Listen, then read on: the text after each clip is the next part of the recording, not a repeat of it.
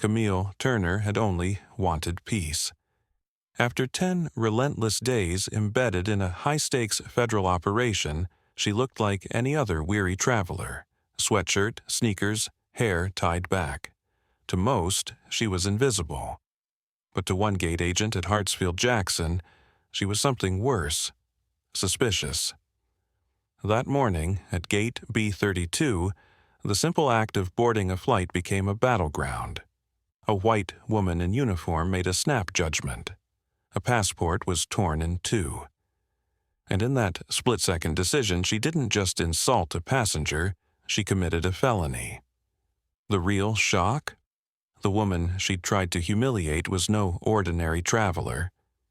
Camille Turner was one of the highest-ranking federal aviation inspectors in the country, and the gears of justice were already turning.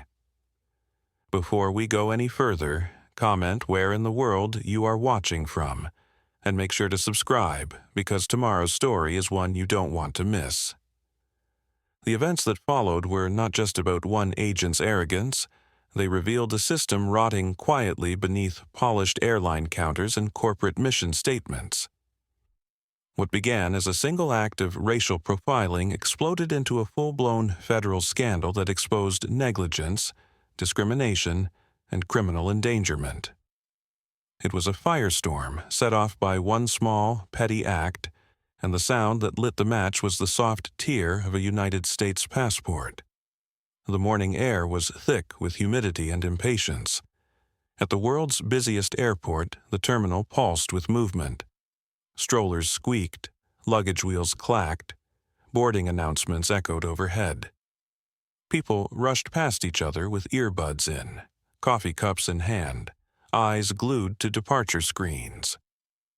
But at Gate B32, time froze. Camille, 48, stood at the boarding counter with a calm that came from decades of crisis training.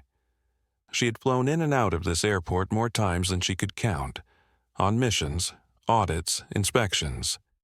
But today she was just trying to get home.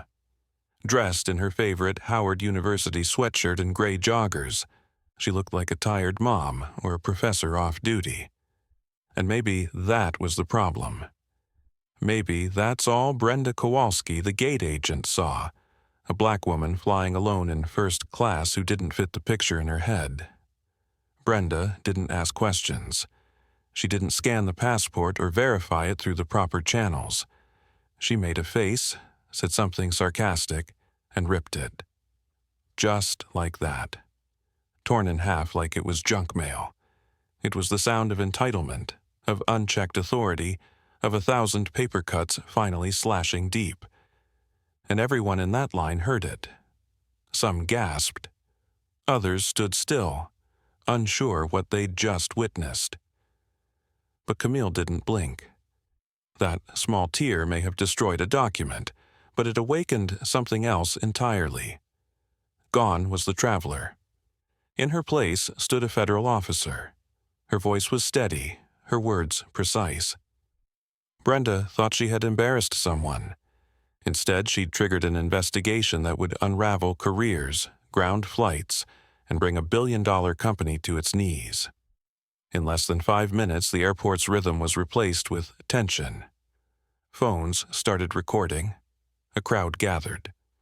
Brenda crossed her arms, smirking like she had won something.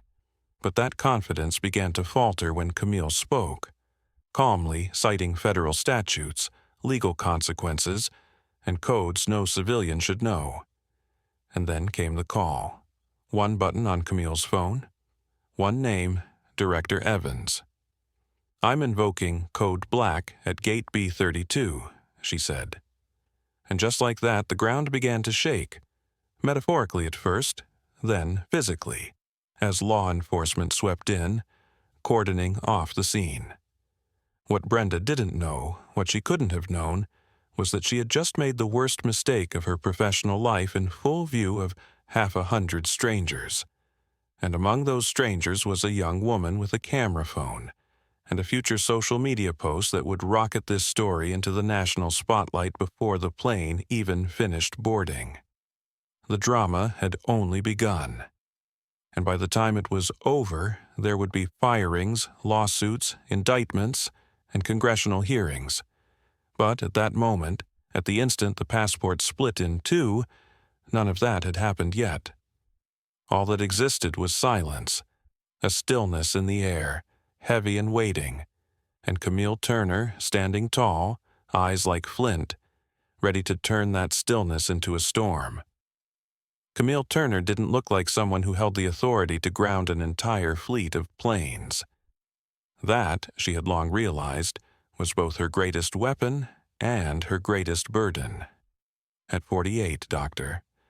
Turner had spent over 2 decades in the crucible of federal aviation security. Her resume read like a classified dossier. Former aerospace engineer, Ph.D. from MIT, decorated field investigator, senior inspector for the FAA's Office of National Security and Incident Response. She had authored federal protocols, helped redesign airport response systems after 9/11, and led covert audits that had quietly shuttered multiple underperforming regional hubs. And yet, on that morning in Atlanta, none of that mattered. Because to the woman behind the gate counter, Camille was just a black woman in sneakers and sweats, flying first class with no right to be there. But before she was Dr. Turner, before the badge, the clearance level, or the government-issued secure phone, she was just Camille. Raised by a single mother in Richmond, Virginia, the daughter of a postal worker and a librarian, she had grown up watching planes slice across the sky from the cracked porch of a modest house on Chamberlain Avenue. While other kids played with dolls or chased fireflies, Camille took apart old radios and begged her science teacher for broken lab equipment. Her mother called her fix-it girl, and by age 11, she could disassemble and rewire a ceiling fan faster than most grown men. Her obsession with flight wasn't romantic, it was mathematical. She loved the symmetry of wings, the language of pressure and thrust. It wasn't about escape, it was about control. In a world that so often tried to define her, Camille found comfort in physics. It didn't care what she looked like. It only cared that she got the numbers right.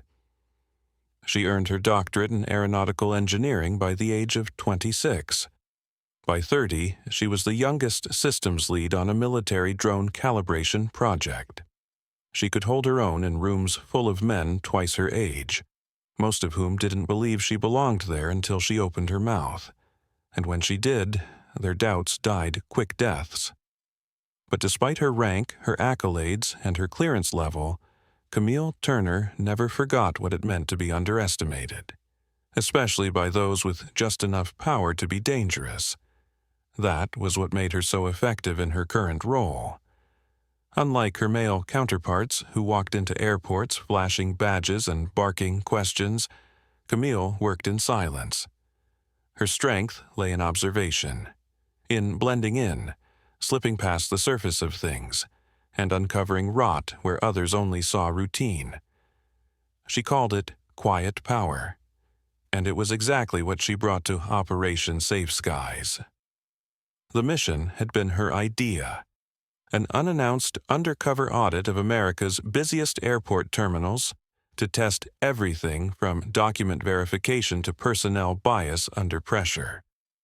It wasn't about catching terrorists, it was about catching complacency.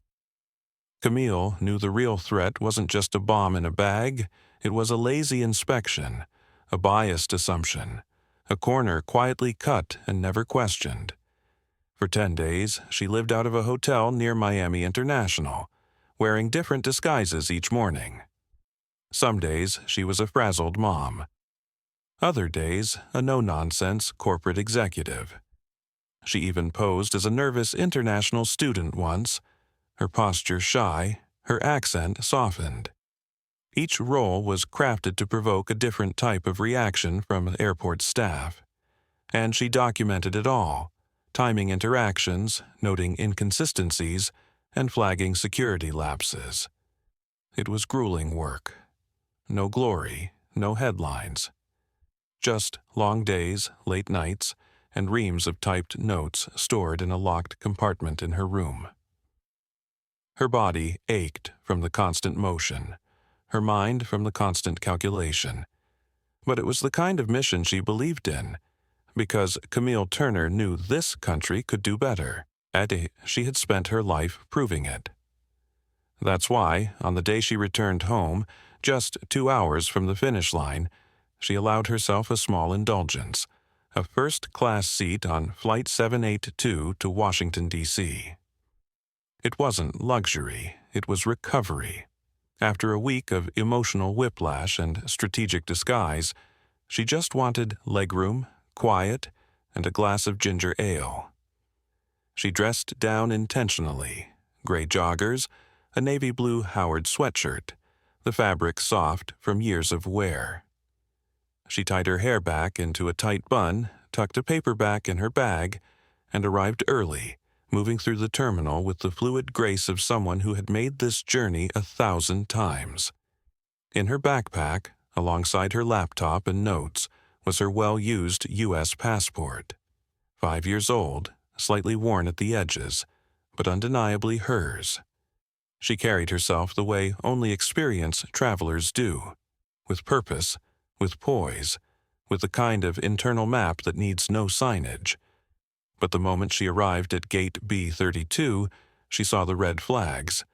The gate agent, Brenda Kowalsski, radiated the kind of performative professionalism Camille had seen before. Polished on the outside, poisonous underneath. Camille watched her fawn over a white family, calling the kids sweetheart, offering reassurances about seating. Then, moments later, she snapped at an older South Asian man with a curt, "It'll board when it boards." Camille didn't need a badge to know what she was looking at. She had trained her own agents to spot it. Authority bias, racial microaggressions, gatekeeping disguised as procedure. Still, she said nothing. She didn't reveal who she was. She simply approached the counter when her group was called, placed her digital boarding pass under the scanner, and handed over her passport. And that was when everything shifted. Brenda's eyes flicked to Camille's sweatshirt, her sneakers, her skin. Then to the passport. The smirk came next. Then the questions. Then the mockery. "This doesn't look like you," she said, her tone slick with suggestion. "A doctorate in what? Art history?" Camille answered calmly. "Aeronautical engineering." She didn't flinch. Not when Brenda laughed. Not when she accused her of buying a fake. Not even when she held the passport up and, without warning, tore it clean in two. That sound, it echoed louder than the terminal announcements, louder than the rolling suitcases and murmured conversations. It was a sound Camille would never forget. Not because of the paper, but because of what it meant. It meant that even now, even after all she had done, a woman like Brenda could still look at a black woman in sweats and decide she didn't belong.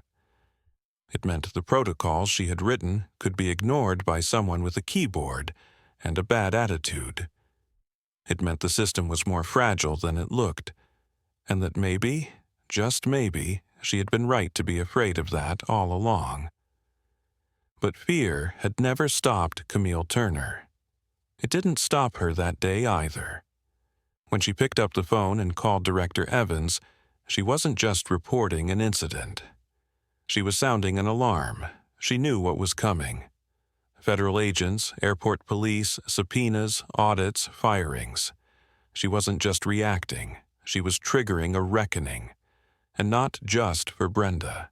For the entire airline, for every unchecked act of cruelty hidden behind company policy. For every complaint buried. Every safety inspection skipped.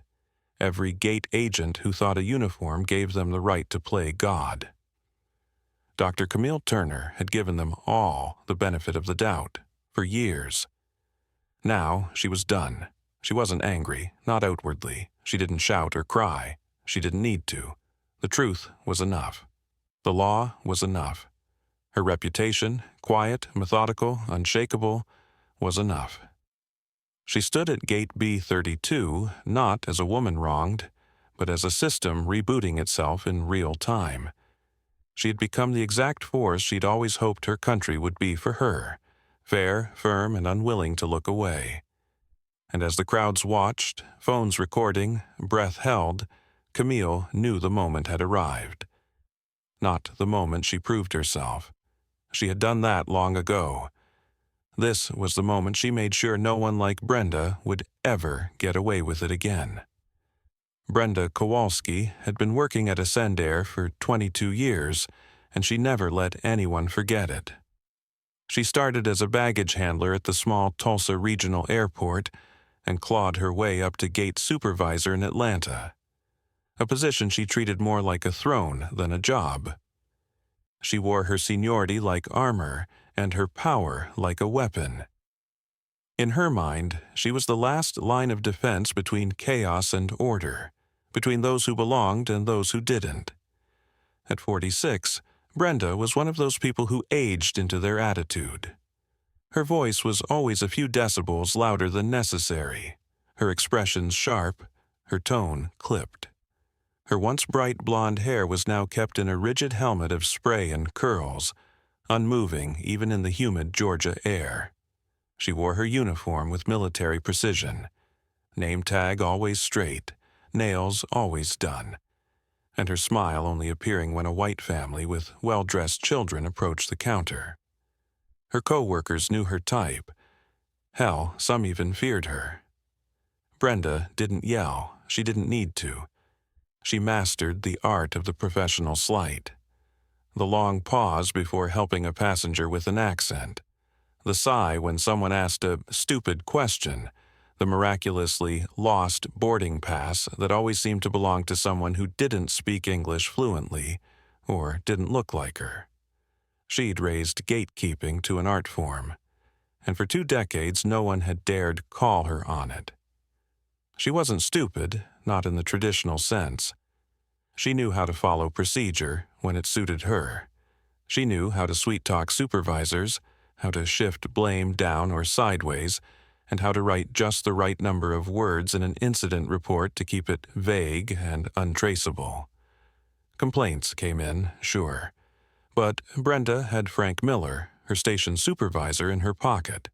Frank was a company man, more interested in on-time departures than personnel drama. As long as Brenda's gate got planes boarded and in the air, he let her do things her way. And her way worked for her. Until the morning of Gate B32. Brenda noticed Camille Turner the moment she walked up. Not because Camille was disruptive. She wasn't. She was quiet, polite, but she stood out in the way black women often do in predominantly white spaces, especially when they're calm, composed, and not playing small.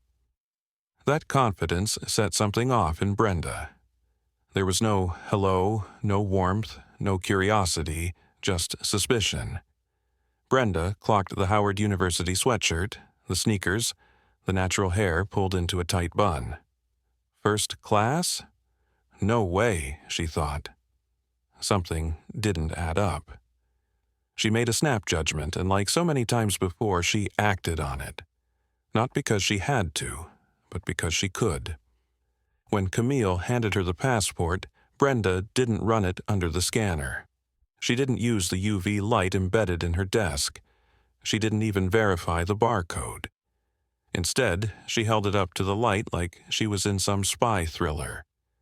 She scrutinized the photo. She smirked. "This picture doesn't look much like you," she said, loud enough for others to hear. Camille's voice was calm, even. She explained it was her primary form of ID, valid, issued by the Department of State. But Brenda wasn't interested in facts. She was interested in winning, in establishing control. "You look younger here," she said with a sneer, "happier." Then the final twist of the knife. Doctor of what? Philosophy? Art history? It was the kind of remark she had made hundreds of times, just subtle enough to fly under the radar, but sharp enough to sting. She expected Camille to flinch, to get defensive. She didn't. Instead, Camille's tone shifted. "My doctorate is in aeronautical engineering," she said, voice cool and firm. "Is there a problem with the document, or may I board the plane?" That was the moment Brenda felt it. Control slipping. This wasn't the usual passenger. She wasn't scared. She wasn't begging. She was standing her ground, and Brenda hated it. She leaned in closer. "There's a problem with me believing this is a legitimate document," she said, turning her voice into a stage whisper, just loud enough for the passengers in line to hear. A few turned their heads. That was the attention Brenda wanted. She was playing to the crowd. "First class? A brand new passport? Doesn't add up," she said. It wasn't new. Camille explained that clearly, but Brenda wasn't listening. She was performing. "Maybe you bought it," she added, almost gleefully. "People like you can be very resourceful. I've seen it all. Fake IDs, fake credit cards, fake everything." And then she did it. Without warning, she tore the passport in half. Not out of fear, not out of protocol, but out of malice and power. For a second there was silence, the kind of stunned, almost reverent hush that comes after something terrible happens in public. People froze, mouths fell open. A woman gasped. Brenda stood there, chest puffed out, passport halves fluttering to the counter like dead leaves. She felt proud, victorious. She thought she had exposed a fraud. What she didn't know, what she couldn't have imagined, was that she had just committed a felony in full view of 50 witnesses. She had torn up a federal document belonging to a senior FAA official on assignment, and Camille Turner wasn't going to let it slide. Even as Camille calmly recited the U.S. Code, even as she called her director and requested a full law enforcement response, Brenda stood there, arms crossed, smirking. She didn't believe it, couldn't believe it. "You're nobody," she whispered, almost to herself. But when the agents arrived, federal and airport police both, her bravado began to crack. Her smile faltered. Her face turned pale. That morning, smugness curdled into visible fear. She tried to recover, claimed the passport looked fake, claimed she was protecting the flight, claimed discretion. But the procedures she ignored, the protocol she tossed aside, it all came back like a boomerang. When the investigators pulled up her history, the damage was already done. 14 complaints over 5 years. 9 from passengers of color. 4 from passengers with disabilities. 1 from a retired veteran with prosthetic legs whom Brenda told, "You're holding up the line." Each file had the same note from Frank Miller. Counseled employee. Verbal warnings. Case closed. But this time, there would be no quiet closing of the case. The complaints were no longer personnel issues. They were evidence. As Camille calmly delivered her statement to the agents, Brenda sat slumped in a plastic chair in a windowless interview room. The authority she had once worn like a crown had been stripped away. Her voice, once sharp and commanding, was now a broken whisper. She admitted, under questioning, that she hadn't used the document scanner, that she hadn't verified the passport, that she went on a feeling. A feeling. That's what all her decisions had come down to over the years. A feeling about how someone looked, spoke, walked, dressed. Her personal biases had become her standard operating procedure, and nobody had stopped her, until now, when Agent Chen laid it all out in cold procedural language: failure to follow protocol, willful destruction of federal property, racial profiling. Brenda had nothing left to say. She asked for a lawyer. She cried. She tried to find someone to blame, but there was no one left. Frank had turned on her. The passengers had witnessed everything. The video had already gone viral. In less than 10 minutes, Brenda had gone from gatekeeper to defendant. The very authority she had abused had become her undoing. Her fall wasn't dramatic. It wasn't cinematic. It was slow, bureaucratic, methodical, like watching a tower collapse one floor at a time. And it all started with a tear. Not a metaphorical one, a literal one. The sound of a passport being ripped in two. The sound of her career ending. The sound of justice beginning. At Gate B32, inside the bustling heart of Hartsfield-Jackson Atlanta International Airport, the noise was constant. Boarding announcements, the hum of luggage wheels, the metallic clink of coffee stirrers, and the occasional impatient sigh. But in the precise moment Brenda Kowalsski tore the U.S. passport in half, that clamor fell away like a curtain. Silence descended, shocking and immediate. It was the kind of silence that follows something sacred being desecrated.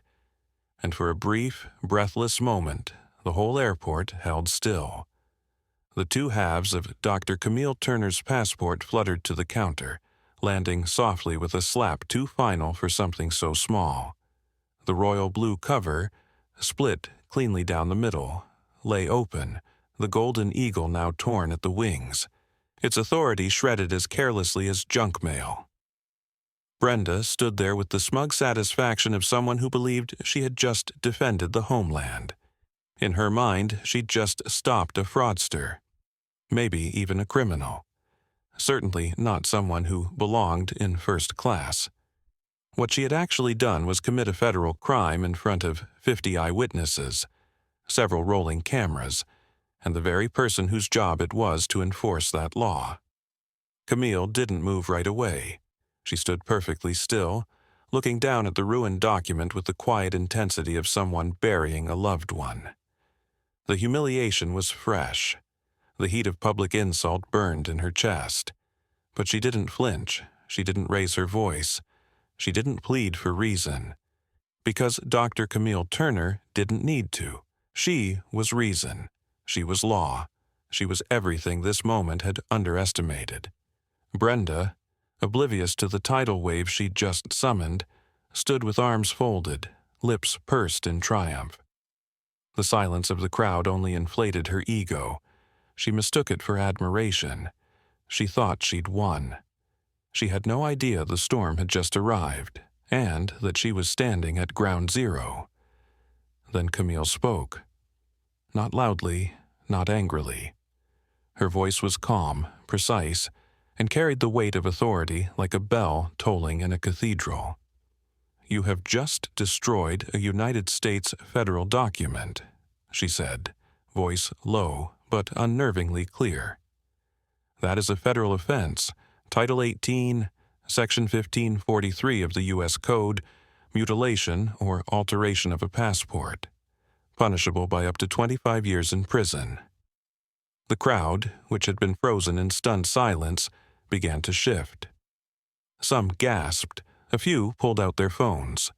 One young woman near the back, who had already begun filming, lowered her camera slightly, her eyes wide. Brenda's smugness faltered. Her lips curled down into uncertainty. This wasn't the reaction she had expected. "It was a fake," she said, louder than necessary, as if trying to convince herself more than anyone else. "I was protecting the integrity of the flight." Camille didn't even blink. "You had procedures. You had equipment. You had a chain of command. Instead, you made a choice. A personal one, an illegal one." The line behind Camille had grown longer, but no one moved. People weren't boarding. They weren't complaining. They were watching. Transfixed. Camille took a slow step back from the counter, creating space not just physically but emotionally. She reached into her backpack, not hurriedly, not aggressively, but with the same deliberate calm she used in cockpit inspections and security briefings. Brenda flinched. She was expecting a badge, maybe worse. But Camille pulled out her phone. She tapped a contact marked Director Evans.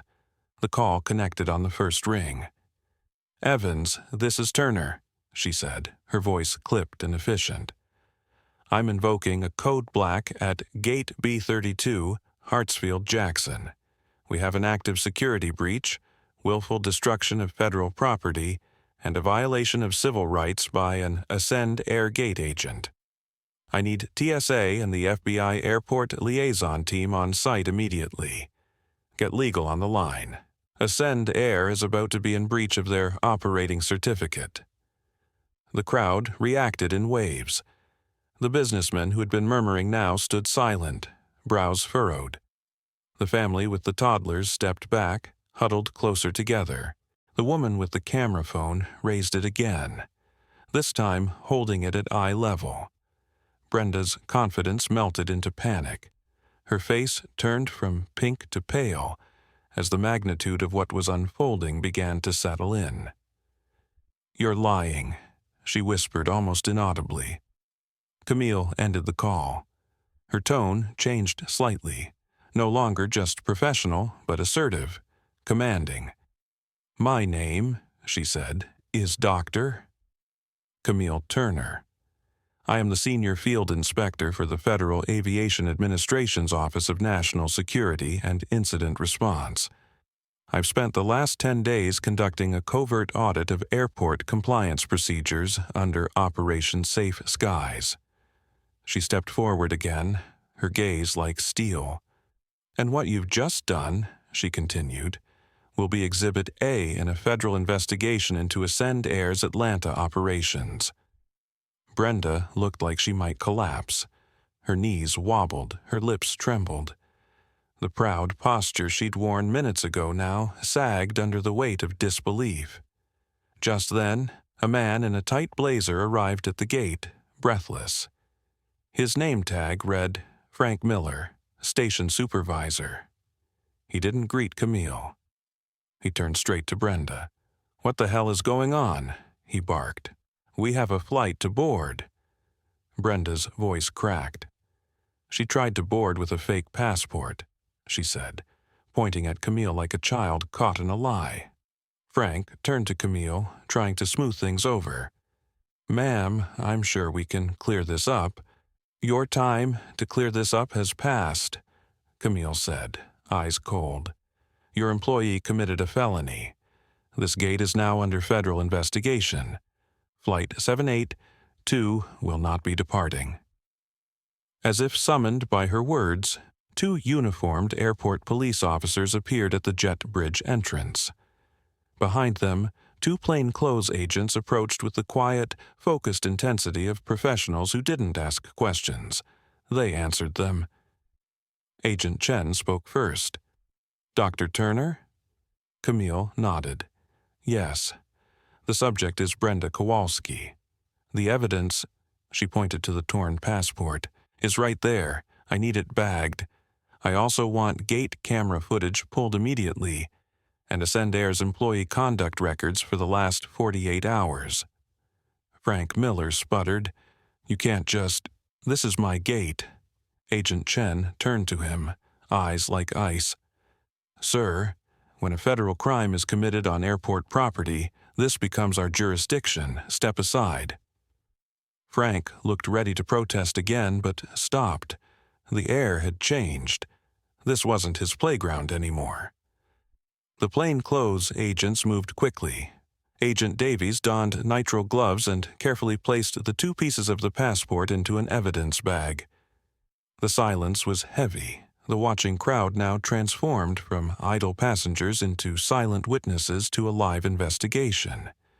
Camille stood tall, completely composed.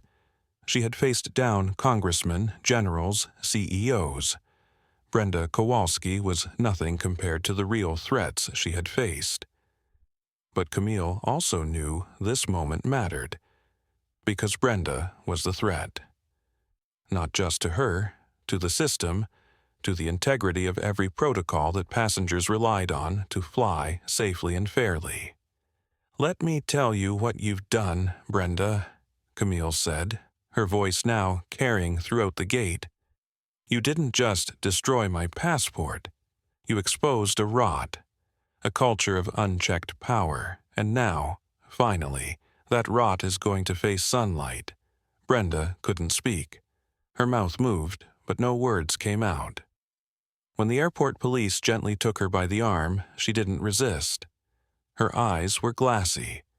She looked not like a villain, but a person finally forced to see the cost of her choices. The confrontation ended not with shouting, not with sirens, but with the solemn efficiency of justice being set in motion. Camille didn't gloat. She didn't smile. She simply watched, her expression unreadable, as Brenda was escorted away. She wasn't interested in revenge. She was interested in change. And at Gate B32, that change had officially begun. In every great reckoning, there comes a moment when the tide turns, not with a roar, but with a hush. That moment arrived at Gate B32 just after the passport was torn, and the air had thickened with the weight of a collective realization. The passengers didn't know exactly what had just happened, but they knew it was something big, something wrong, something that couldn't be unseen. For Dr. Camille Turner, the transformation was quiet, but absolute. She had entered the terminal as a weary traveler, blending in, head down, hoping for anonymity after a grueling 10-day assignment. But in an instant, her identity had been challenged, her credentials destroyed, and her dignity publicly questioned by someone who saw only her race, her sweatshirt, and her seat class. That moment was meant to reduce her. Instead, it released her. The mask of patience she had worn, the disguise of ordinariness she'd cultivated for days, vanished. In its place stood the true Camille Turner, senior FAA field inspector, national security expert, a woman trained not just to respond to chaos, but to command it. The federal agents had arrived. Brenda Kowalsski was no longer posturing. She was backpedaling, eyes darting between Camille and the growing crowd of onlookers. Frank Miller, the station supervisor, stood there with the look of a man realizing he'd bet everything on the wrong horse. The roles were reversing, and fast.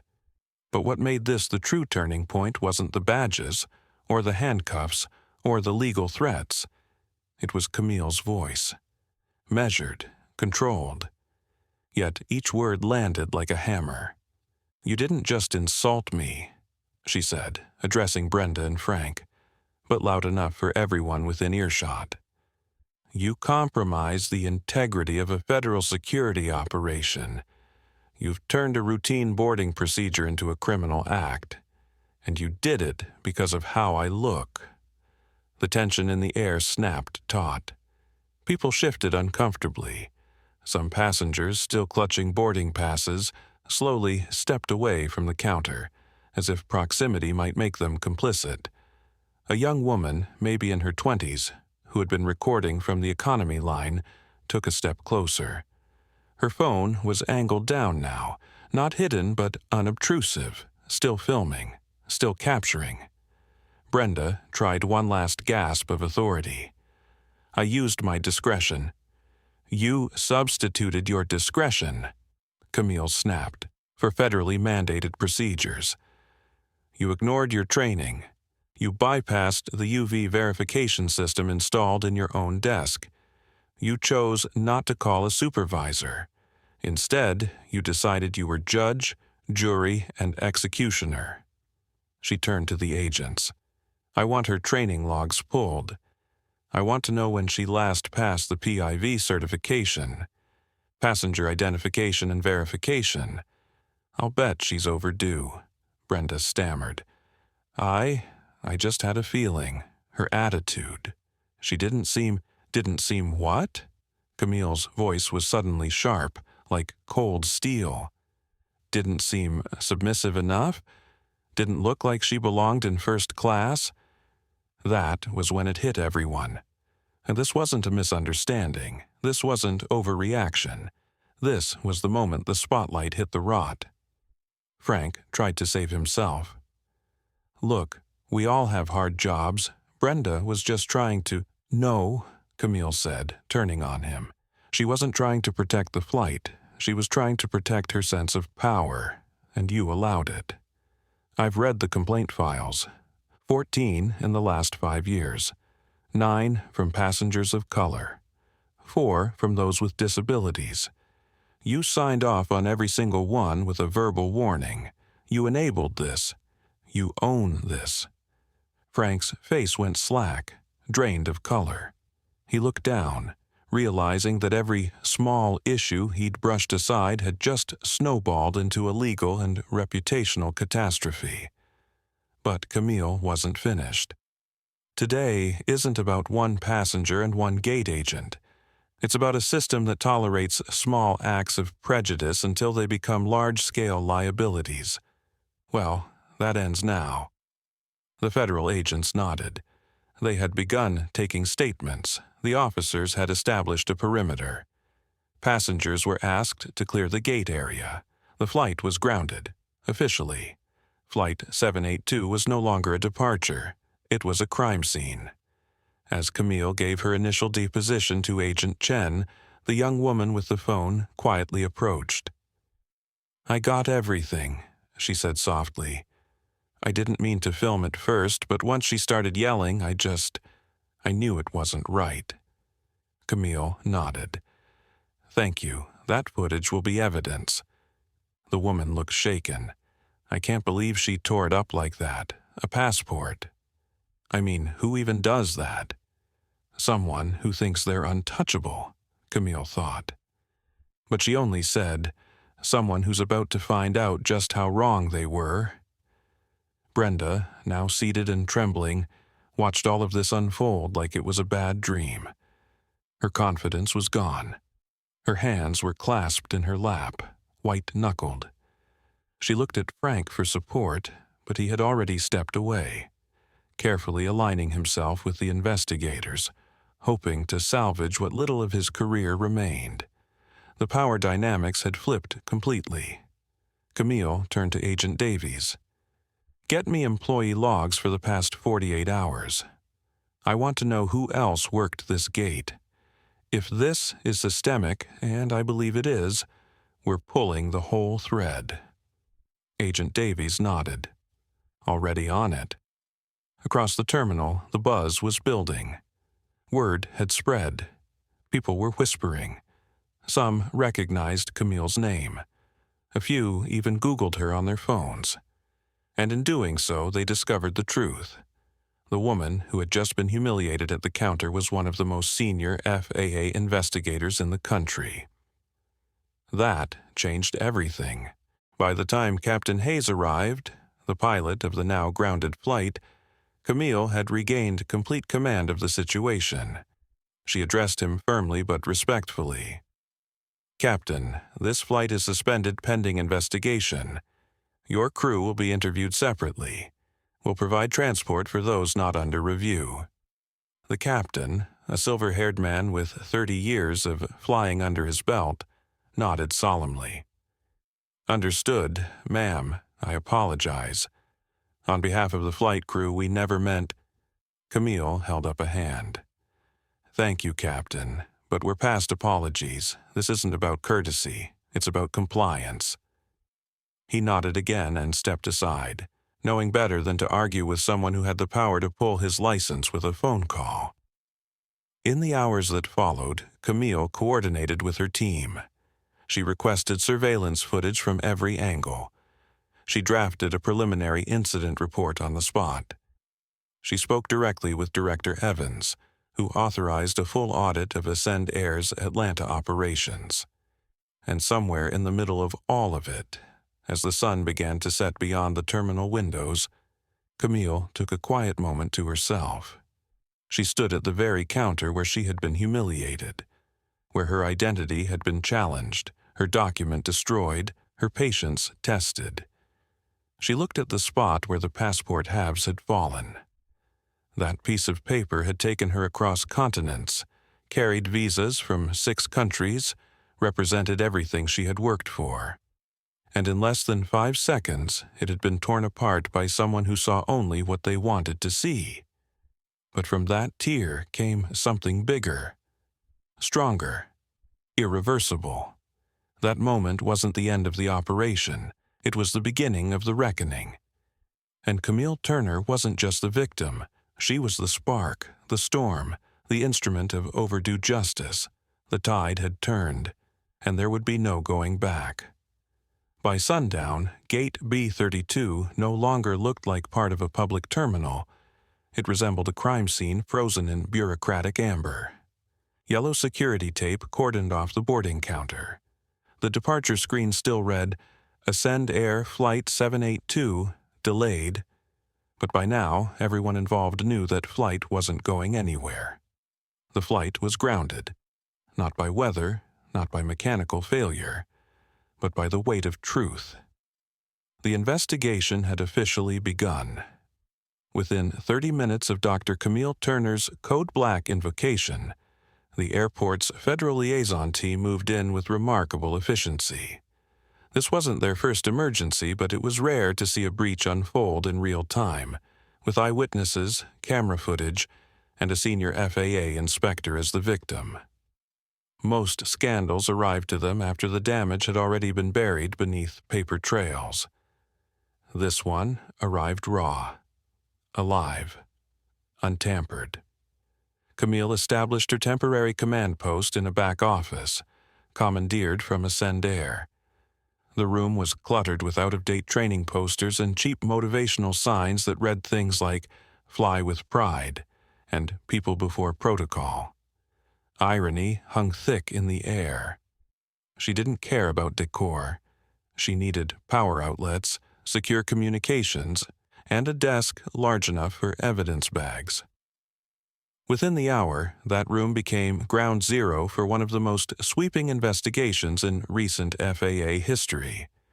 The first order of business, securing the evidence. Agent Davies retrieved the torn passport from the gate. It was placed into a tamper-evident envelope, logged and photographed. The scanner logs from Gate B32 were pulled.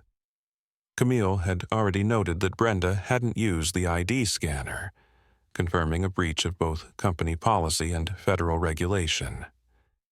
Run every minute of security footage from this gate in the last 48 hours, Camille instructed. I want to see how she handles other passengers. Look for patterns, race, age, language barriers, anything. She had barely finished the sentence when her phone buzzed. It was Director Evans. "Turner," he said, skipping pleasantries, "are you absolutely certain about moving forward with a full-scale audit?" "Yes," she replied without hesitation. "It's not just about a torn passport. There's a cultural rot here. This was not an isolated act of bias. It was a symptom of a systemic disease." Evans sighed. "All right, you have full clearance, but be precise, be thorough. We're not just hitting them with citations, we're rewriting their future." Camille hung up and turned to her growing team. More agents had arrived. Data analysts, forensic auditors, even a representative from the Office of Civil Rights. She outlined her scope quickly, her tone like that of a general assembling troops before battle. "I want full employee records on Brenda Kowalsski and her direct supervisor, Frank Miller. If she's this bold in public, imagine what she's done off camera. We're not just looking for misconduct, we're looking for the culture that nurtured it." By midnight, the dam broke. Brenda's personnel file was a goldmine of buried red flags. 14 official complaints. At least a dozen more marked as verbal reports that had never made it to HR. Several emails, recovered from her work account, revealed open disdain for certain passengers. One message, sent to Frank, read, "Another one today. Didn't speak a lick of English, but still expected to sit near the front. I lost her seat assignment." "Problem solved," Frank's reply. "LOL, just keep it subtle, B. You've got eyes on you now." The LOL wasn't just a poor attempt at humor. It was the nail in his coffin. "Start matching complaints to emails," Camille ordered. timeline them, build a pattern. If we can prove deliberate obstruction or discrimination, especially under management's watch, we're talking civil rights violations, possibly even criminal conspiracy. The analysts moved fast. Brenda wasn't the only name that surfaced. A baggage supervisor had a suspiciously long record of lost luggage tied to surnames of African or Middle Eastern origin.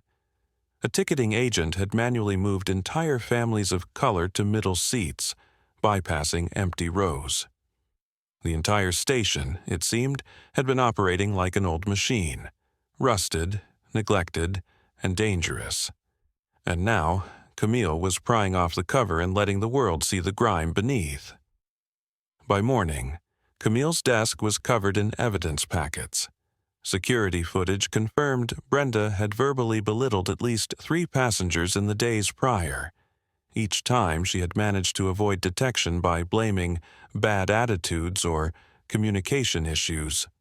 But none of her victims had destroyed government documents. None of them had pushed back hard enough to tip the scales. Until Camille.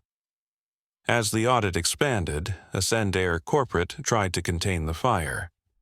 Their legal department contacted Camille directly, offering apologies, suggesting private resolution.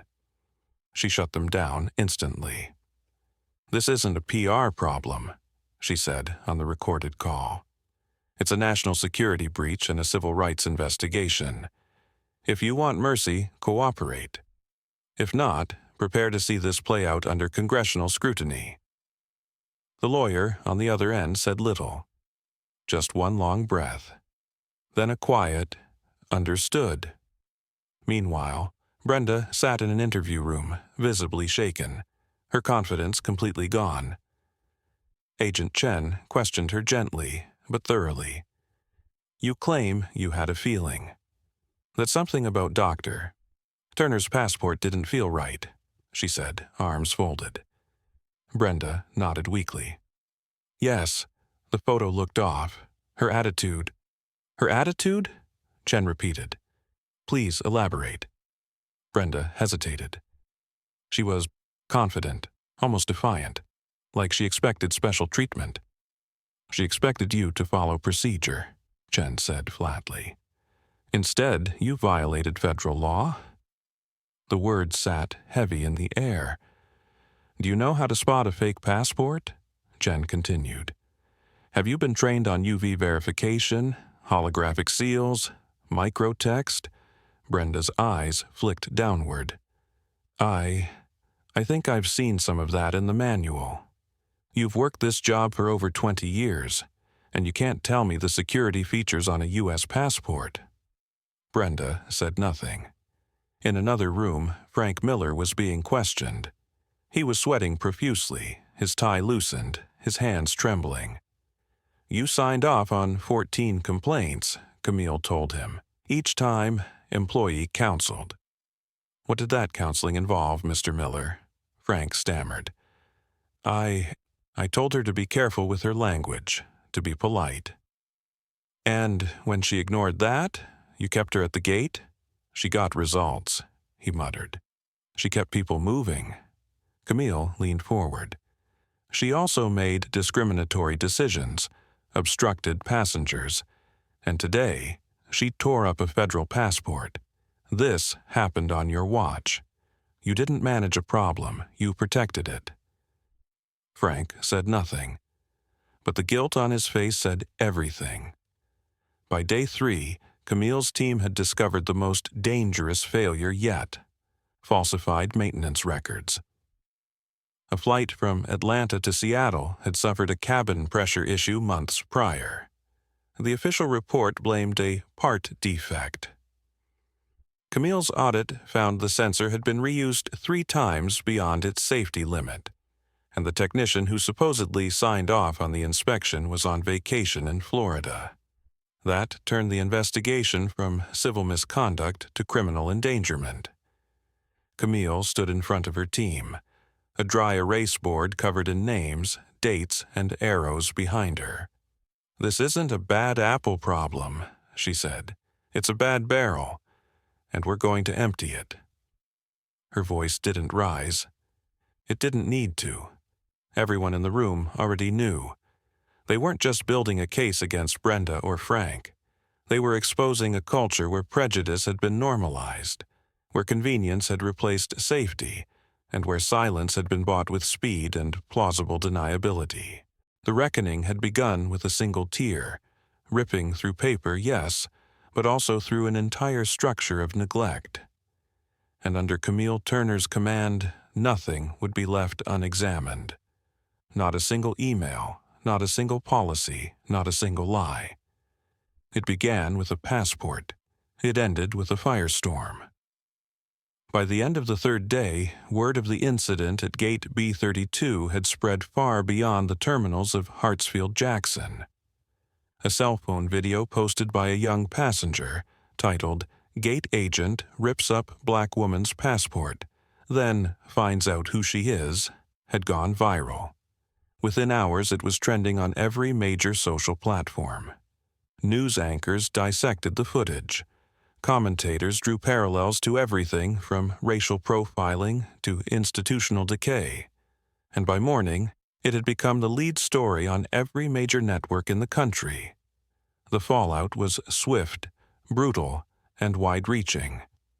Brenda Kowalsski, the gate agent whose arrogant snap judgment triggered the storm, was fired before her shift would have even ended under normal circumstances. But that was only the beginning. Arrested by airport police within hours, she faced multiple federal charges, including destruction of a government-issued document, civil rights violations, and obstruction of a federal investigation. Her mugshot, taken less than 12 hours after her smug smirk at the gate, showed a hollow-eyed woman, hair disheveled, makeup smudged. Gone was the pride. Gone was the control. She was processed, released on bond, and immediately bombarded by a media storm that parked itself outside her suburban home. Her neighbors refused to speak on camera. Some nodded in sympathy. Others didn't answer their doors. A few days later, Brenda made the mistake of granting an interview to a local station. The anchor asked if she believed race had played a role in how she treated Dr. Camille Turner. Brenda answered, "I've worked with people of all backgrounds.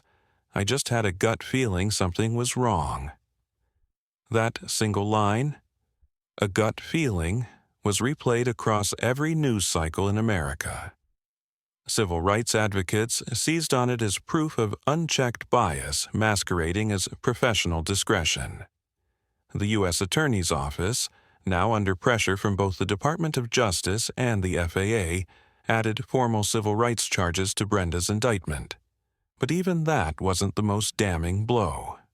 Frank Miller, the longtime station supervisor who had protected Brenda, minimized complaints, and turned a blind eye for the sake of on-time departures, became the next domino to fall. Fired the same day as Brenda, he faced deeper scrutiny, not just for negligence but for willful misconduct. His downfall came not in front of a camera, but in a small, quiet federal conference room when he agreed to cooperate with investigators in exchange for reduced sentencing. What he revealed destroyed any last pretense that Ascend Air had suffered from a single rogue employee. He handed over internal emails, admitted to shredding internal reports, confirmed that he had quietly advised problematic staff to keep it subtle and stick to the gray areas. He gave names, he gave timelines, and in doing so, he sealed his own fate. Charged with falsification of safety records and obstruction of a federal audit, Frank faced up to 20 years in prison. His plea deal dropped that to 5, but with it came a lifetime ban from working in aviation. For a man who had once dreamed of running an entire regional hub, it was a complete professional erasure. He died by the same ladder he climbed, one reporter wrote, fast, quiet, and without fanfare. But the real hammer came for Ascend Air itself. Camille Turner, with full support from FAA Director Evans, wrote the preliminary findings report with surgical precision. It was more than just a case file. It was a map of moral decay. The report detailed how one employee's unchecked behavior had been enabled by a supervisor, protected by weak oversight, and ignored by an entire corporate structure that had prioritized efficiency over ethics. It included video stills, emails, complaint histories, falsified maintenance logs, and employee records. The evidence showed clear bias not only in customer service but in maintenance and safety practices. Mechanics signing off on aircraft they hadn't even touched. Parts reused beyond their legal limits. Flights pushed out with barely enough checks to meet minimum standards. When the report was leaked to the press, Ascend's PR team scrambled. They issued a statement of apology, promised retraining, called the incident an isolated failure, but no one was buying it. Stock in Ascend Air plummeted by 28% in a single week. Major consumer advocacy groups launched boycott campaigns. Travel influencers denounced the airline to their millions of followers. Members of Congress called for formal oversight. And then came the fine. The FAA, citing multiple security breaches, violations of federal law, and failure to comply with aviation regulations, levied one of the largest civil penalties in agency history, a $120 million fine, with a full 30% of it earmarked for retraining, oversight, and compliance restructuring. Even worse for the airline, they were now under the control of a court-appointed federal monitor, someone who would oversee every internal document, hiring decision and security report for the next 5 years. And who did they ask to help draft the terms of that oversight? Dr. Camille Turner. It was poetic justice in its purest form. The airline's CEO was forced to issue a national apology, stiff, rehearsed, and clearly crafted by legal advisors. He sat under the glare of TV lights, his face tight, voice trembling, as he stated that what happened to Dr. Turner does not reflect our values. The Internet responded swiftly, reposting videos, quotes, and screenshots of complaint forms that told a very different story. But perhaps the most surreal twist belonged to the young woman who filmed it all. 24-year-old college student named Maya Dalton. Initially unknown, her video became the catalyst that transformed a humiliating encounter into a historic investigation. She appeared on talk shows, was interviewed by CNN, and even gave a guest lecture at her university about the power of citizen journalism. Camille reached out to her directly, sending a handwritten letter thanking her for her instinct and bravery.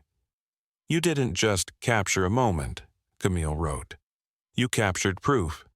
You captured justice in motion." But for Camille, the moment wasn't about publicity. It wasn't even about punishment. It was about preventing recurrence. In the weeks that followed, she gave closed-door briefings to the FAA, the DOJ, and even the White House Transportation Task Force. Her message was the same in every room. Bigotry in aviation is not just immoral, it is dangerous. It leads to compromised decisions, mistrust between passengers and personnel, and a weakening of national security. "Every time we ignore a pattern of prejudice," she said in one testimony, "we invite disaster. Not all attacks come from the outside. Some rot from within." That sentiment would eventually be engraved, almost word for word, on the first page of the revised FAA Ethics Manual. And what of Brenda? Her trial was set for the following spring. Legal experts predicted that she would either take a plea deal or face a minimum of 10 years. Her attorney tried to paint her as a scapegoat, a low-level worker who panicked. But the video, the emails, and her own words, "I had a feeling," spoke louder than any defense. Frank Miller, meanwhile, sat quietly in a federal holding facility, awaiting sentencing. Once proud, once powerful, he was now just another name on a docket. His fall was so complete, so absolute, that even former co-workers whispered about him in the past tense. And Camille? She never asked for recognition. She didn't seek headlines. But when she later stood before a congressional committee to deliver her findings, she wore a navy blue suit, crisp and tailored. Her voice was clear, steady, commanding.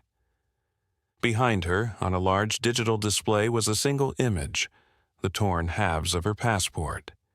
It had been destroyed in arrogance but preserved in purpose. The committee listened as she outlined every flaw, every crack in the system, and every preventable failure.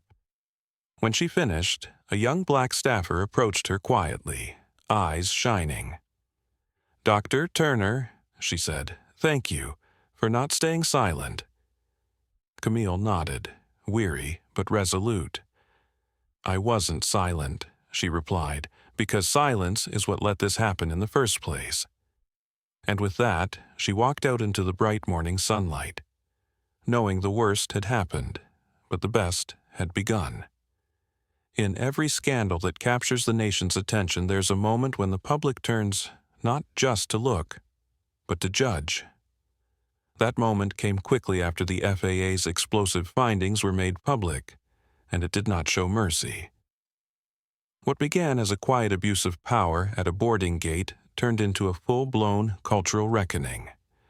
Gate B32, once just another checkpoint in a busy airport, was now a household phrase.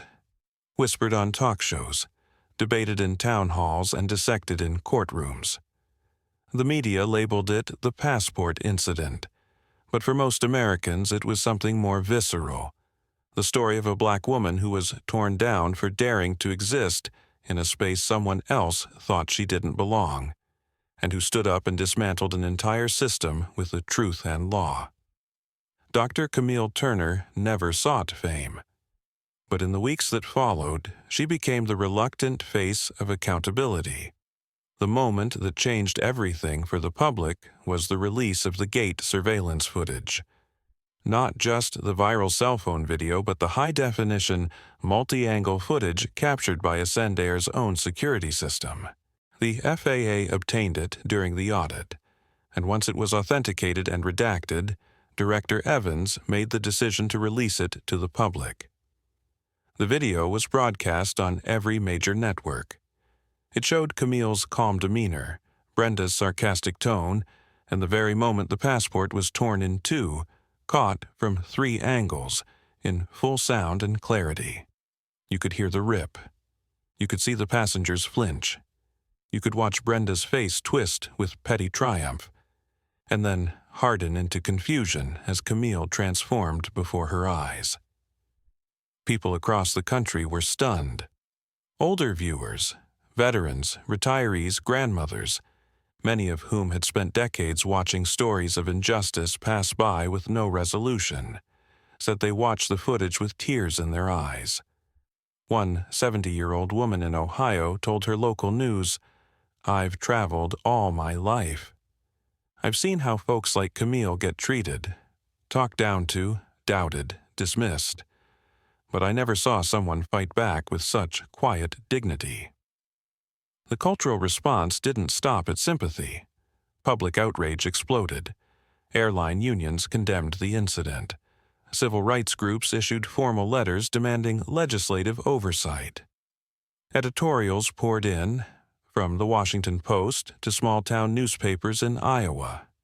Late-night comedians and morning news anchors alike covered the story, some with scathing satire, others with solemn reverence. But perhaps the most powerful moment came when Camille Turner was invited to testify before the Senate Committee on Transportation and Public Safety. She walked into the chamber in Washington, D.C., not in joggers and a sweatshirt, but in a tailored navy suit, her hair pulled back, her posture firm. Behind her, a high-resolution still image from the surveillance video showed the 2 halves of her passport on the counter. A visual symbol of everything the moment represented: disrespect, misjudgment, and then consequences. Senators from both parties listened closely. Camille didn't raise her voice. She didn't posture. She laid out facts, supported by evidence from her team's investigation. "What happened to me at Gate B32," she began, "was not an anomaly. It was not one person's bad day. It was the natural outcome of an institutional culture that tolerated bias, overlooked misconduct, and valued speed and profit above ethics and law." She continued, citing the falsified maintenance logs, the patterns of discrimination in customer service, and the deliberate suppression of passenger complaints. She named names, she named systems, and she issued a warning. "When we allow prejudice to dictate who is trusted and who is doubted," she said, "we compromise not only dignity, but national security." The room fell silent. Outside the chamber, Camille was approached by a staffer no older than 23, a young black woman with natural curls and a suit 2 sizes too big. "You're the reason I'm here," the girl said, voice shaking. "Thank you for not staying quiet." Camille placed a hand on her shoulder. "You're the reason I didn't." Meanwhile, Ascendair reeled from the aftershocks. The federal fine was only the beginning. Class action lawsuits were filed by former passengers with documented complaints. At least 3 disability advocacy groups joined forces to challenge the airline's pattern of discrimination. Congressional leaders called for mandatory bias training across the industry. Some even introduced new legislation under the name the Turner Protocol, which would impose stricter consequences for gate-level misconduct and require annual reporting of discrimination incidents. The airline's reputation was in free fall.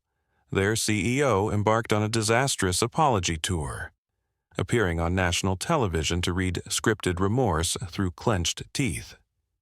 But no apology could undo the footage.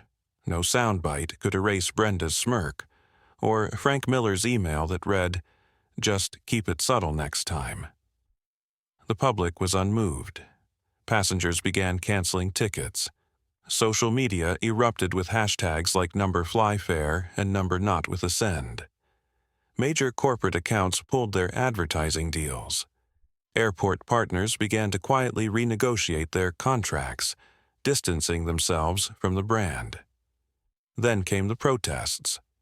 At Atlanta International, New York's LaGuardia, and even Chicago O'Hare, small but vocal demonstrations sprang up, led not by politicians but by regular citizens. Flight attendants, teachers, retirees, college students. People held signs reading, "Dignity is not optional," and "Who gets to fly first?" The pressure mounted. The airline was forced to suspend dozens of employees whose complaint histories had been unearthed by the FAA audit. Internal compliance officers were replaced. Frank Miller, even while awaiting sentencing, was made the example that no one wanted to follow. Meanwhile, Brenda, whose face was now synonymous with modern-day gatekeeping, was quietly indicted under federal civil rights statutes. Her trial date was set. Legal analysts predicted a guilty verdict. In a last-ditch effort to control the narrative, her defense team released a statement saying Brenda had acted under stress, that she felt threatened, and that she did not intend harm. The internet pounced. "She didn't feel threatened when she was smirking," one post read. Another, "Destroying a passport takes intention." She intended plenty. And in the midst of this tidal wave of accountability, Camille remained remarkably quiet.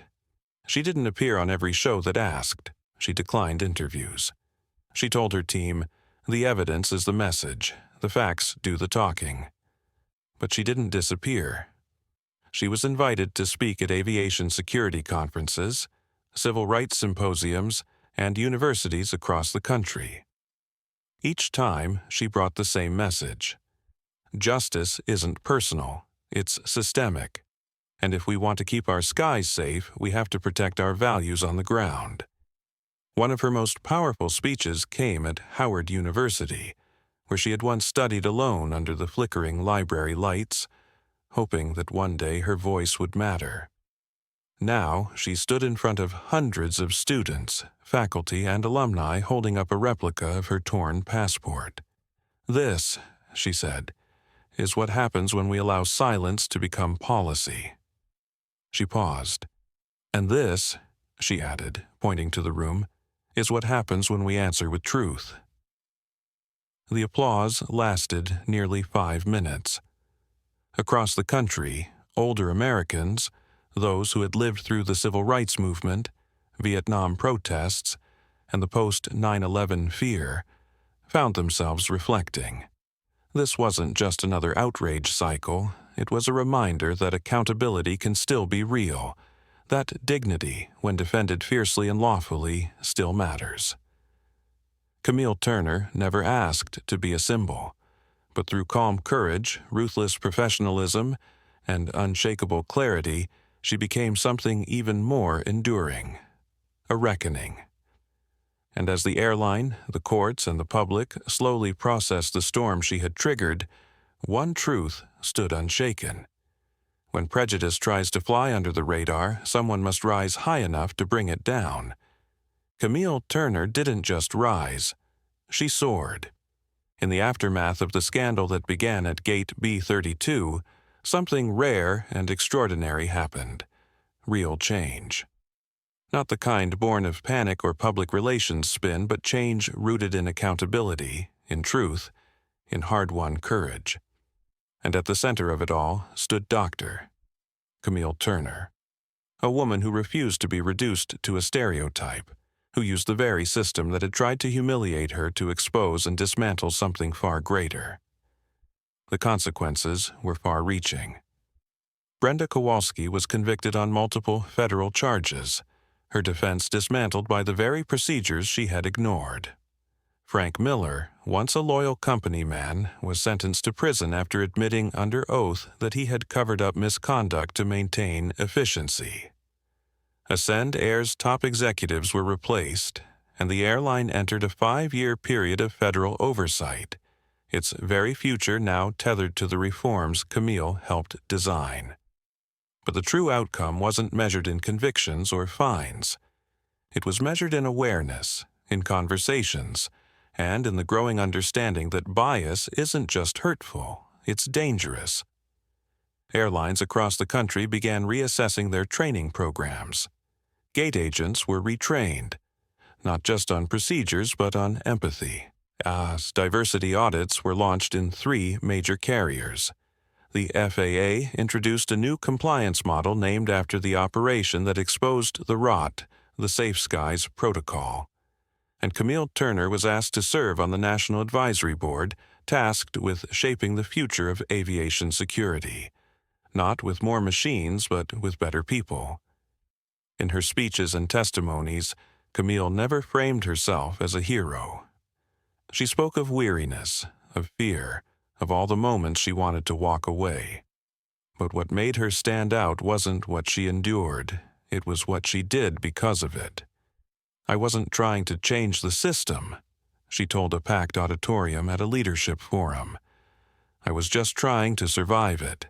But survival, when done with clarity and courage, has a way of waking up everything around it." And it did. For every passenger who had ever been treated like they didn't belong, for every mother told to calm down, every disabled veteran dismissed at the counter, every young person stared down for wearing the wrong clothes or speaking with an accent, Camille's stand was a reminder. You don't have to accept injustice quietly. The image of her torn passport, now displayed in a traveling civil rights exhibit, became a symbol of that message. Not just destruction, but transformation. What was meant to reduce her to less than human became the very moment she reclaimed her power. And in a country often fatigued by injustice, her story struck a nerve. Because it reminded people that integrity still matters, that truth, when backed by discipline and law, can still overcome hate, and that sometimes the strongest revolution doesn't come from shouting. It comes from standing still while everyone else tries to make you move. Gate B32 will never just be a gate again. not in FAA records, not in airline training modules, and not in the hearts of those who watched a quiet act of cruelty turn into a national reckoning. The system blinked. Camille Turner did not. And because of that, we all fly safer, see clearer, and stand stronger. What do you think justice should look like when everyday people are wronged by powerful systems? If Camille Turner's courage inspired you, or if her story made you reflect on the power of quiet resistance, let's talk about it. Drop a comment below, give this video a like, and make sure you subscribe to our channel for more real stories that expose truth, inspire change, and remind us all that silence doesn't have to be the end. Tap the bell icon to never miss a story that just might open someone's eyes, including your own.